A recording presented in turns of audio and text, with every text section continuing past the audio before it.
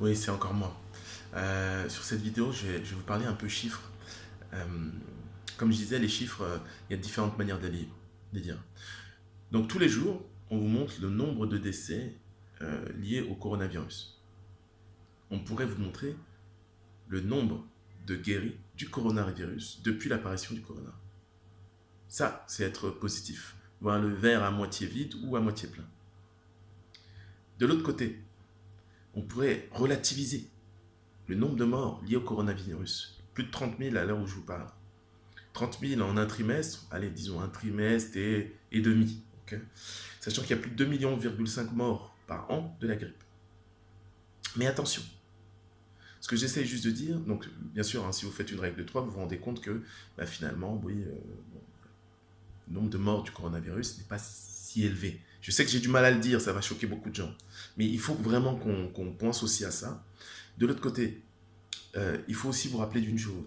Euh, eh ben, le coronavirus, ou même le confinement, même avant le confinement, le rappel des règles d'hygiène liées au coronavirus a baissé aussi le nombre de morts de la grippe durant le trimestre 2020.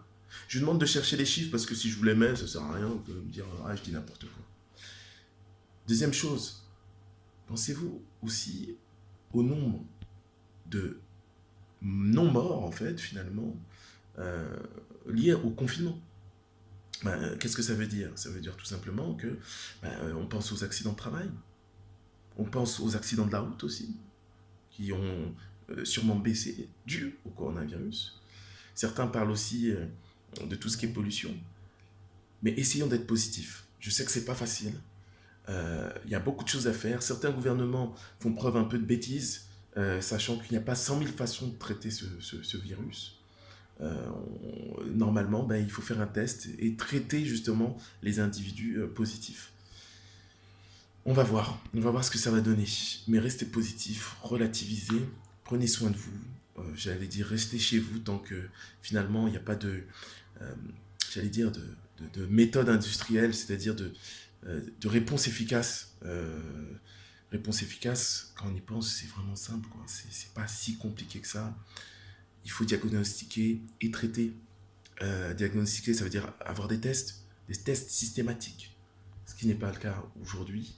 Euh, le gouvernement français aura beaucoup, beaucoup de choses, beaucoup de questions en suspens, hein, et beaucoup de réponses à apporter aux Français après cette crise qui a été malheureusement très mal gérée.